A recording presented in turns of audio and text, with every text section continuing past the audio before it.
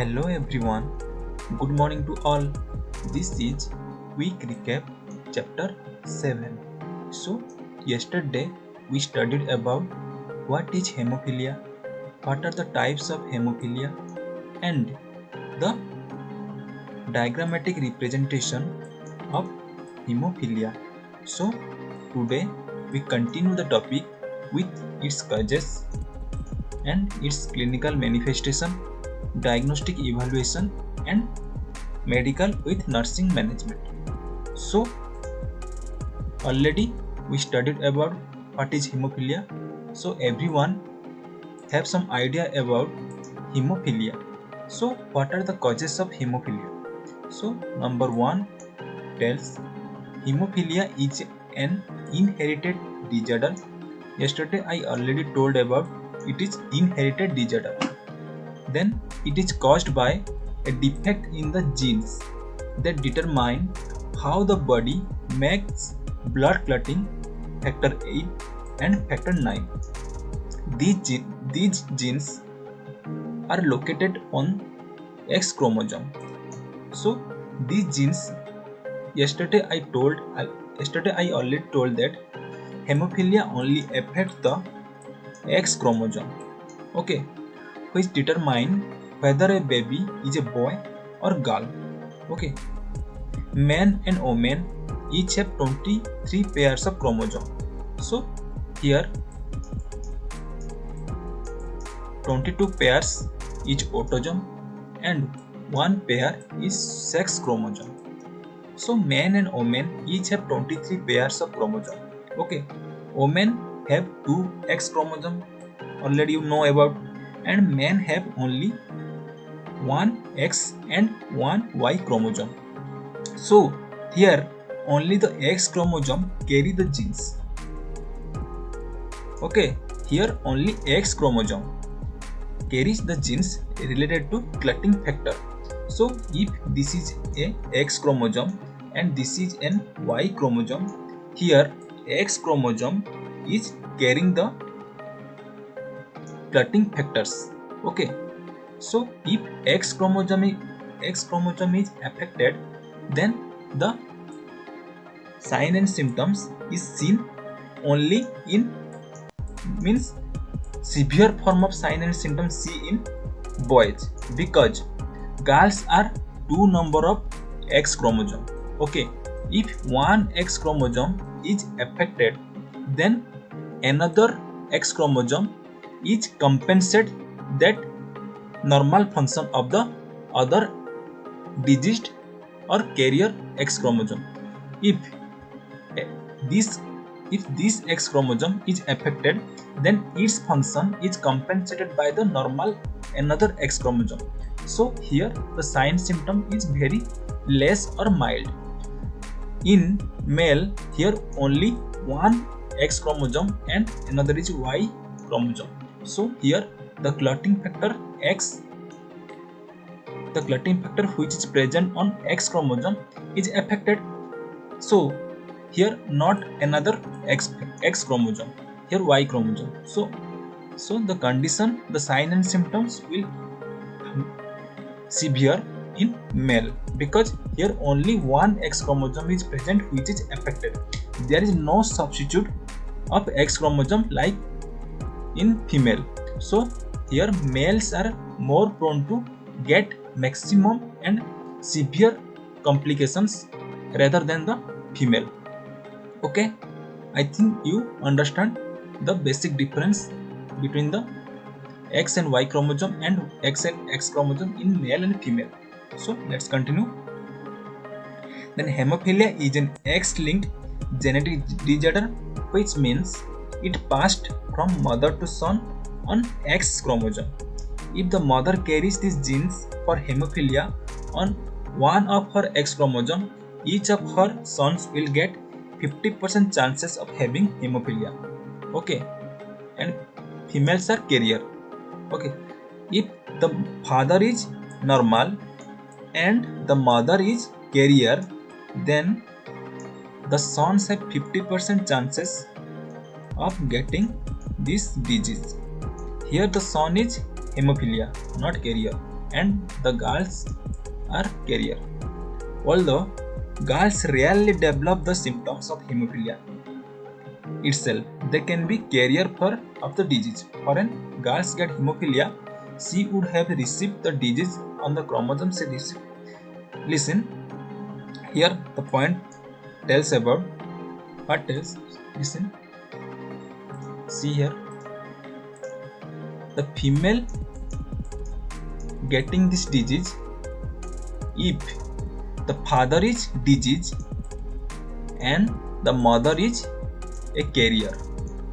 In this situation, the female gets the disease. If not arise this condition, then the female is not getting this disease. Okay, if the father is disease and the mother is normal, then the daughter will be carrier. Okay, 50% chances of carrier. I think you understand this basic difference. So let's continue.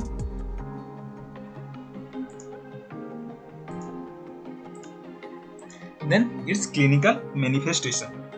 Clinical manifestation means the sign and symptoms. So option A, option 1 is tells about excessive bleeding. Already you know about the hemophilia is a bleeding disorder due to deficiency of clotting factors. So excessive bleeding from where? Depending upon the severity of the factor deficiency. If this condition is mild, it depends upon the severity, moderate or severe. If the condition is mild, then bleeding will be mild. If the condition is moderate, then bleeding will be moderate.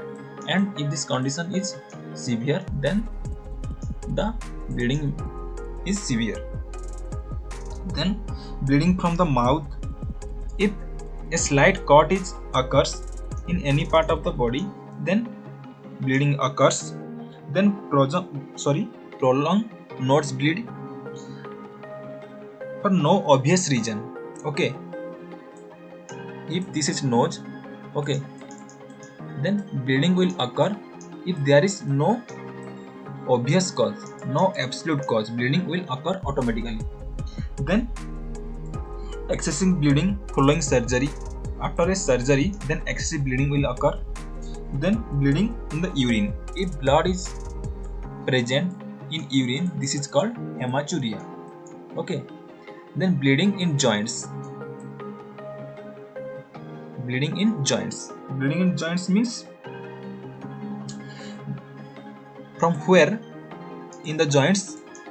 From the knees, ankle, okay, elbow. These are the joints where bleeding will be occur. Then bleeding in the brain. Cerebral hemorrhage occur. Internal bleeding in the brain is very severe complication. Among these three options, among the three categories, the third category, bleeding in the brain, is very severe because this is an internal bleeding which occurs in the brain, which can lead to death of the patient. Okay. Then diagnostic evaluation. Prenatal testing. Prenatal testing means if a mother has a history, of hemophilia, okay, during pregnancy, then the pregnant lady will be go through genetic counseling throughout the pregnancy. Okay, this is called CVS, chorionic village sampling. Okay, chorionic village sampling. This test is done in prenatal testing because if the mother has history of hemophilia, then through the CVS we know about the condition of the child and the condition about the bleeding occurs after delivery. So prenatal testing is very important in this condition. Then blood test. In blood test, we count the hemophilia, whether the patient has hemophilia A or B. In blood test, we check whether the patient has hemophilia A or B. Okay, how severe the condition? In blood testing, we know about how the severe is the condition. It is mild or severe or moderate. Okay, then in blood test we do about the platelet count. Okay, then APTT, then PT-INR. See, in hemophilia we do test about APTT. Okay, activated partial thromboplastin time. To if the APTT level is above, normally APTT level is 25 to 35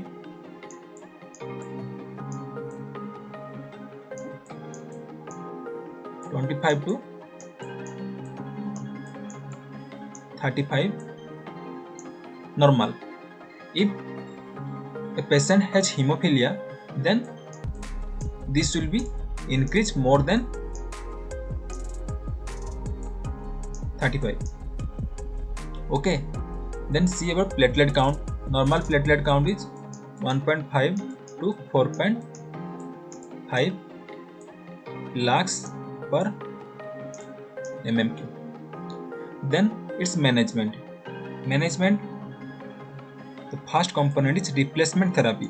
So replacement therapy is two types. One is plasma derived clotting factor and recombinant clotting factor. So plasma derived clotting factor means the clotting factors are derived from the plasma from the human plasma. Okay, from human plasma the clotting factors are extracted and is replaced to the diseased person. Then other one is recombinant clotting factor. Recombination means from animal plus human. Some part is received from the animal and some part is received from the human. Then these two constitutions are mixed. This is called recombinant clotting factor. Then desmopressin. Desmopressin is otherwise known as DDAVP, means 8-D-amino. Okay. It is known as DDAVP. Okay. Desmopressin acetate is known as. Then antifibrinolytic medicine.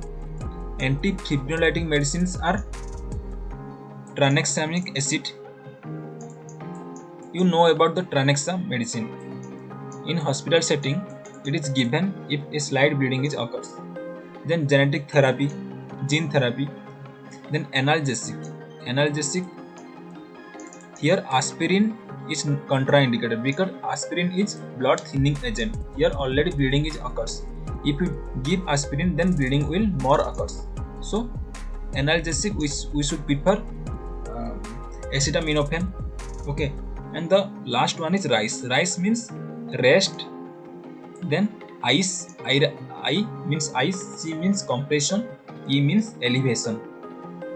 Okay, then its management is completed. Then we go through the next slide. We study about the nursing management. Okay.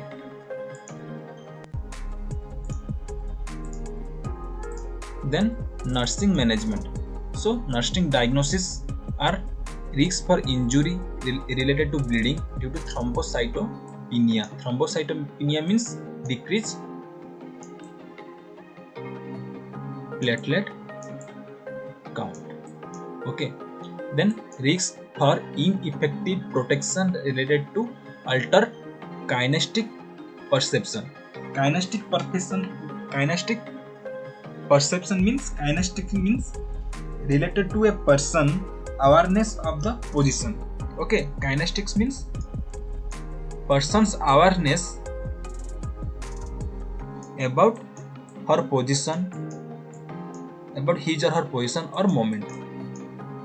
Okay, then risks for infection related to suppression of immune system. Then risks for disturbed sensory perception related to increased episode of bleeding. Then risks for fluid volume deficit. Here bleeding is occurs, so fluid volume is decreased. So here nursing intervention. Here the nurse, what will the nurse do?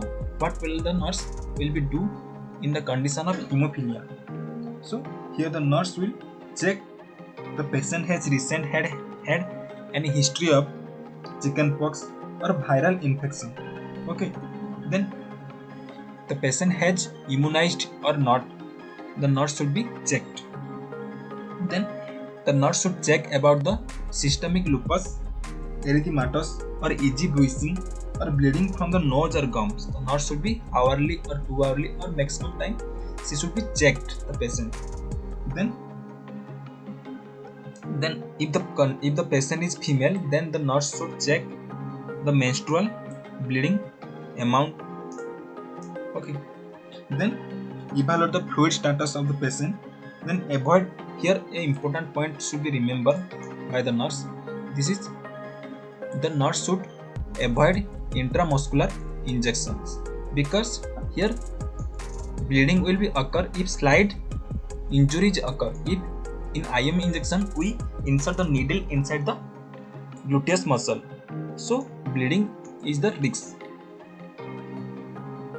Then already I told about the earlier that the nurse should avoid tablet or injection tablet aspirin, ibuprofen, okay, because they are blood thinning agents. Then provide private quiet environment, okay, because irritating environment will aggravate the condition of the patient. So today's session is completed here. So how was the session? Please put your comment on the comment section below and suggest me from which topic I should take the class or make videos from the next video. So please like, share and subscribe my channel. Thank you so much. Have a nice day.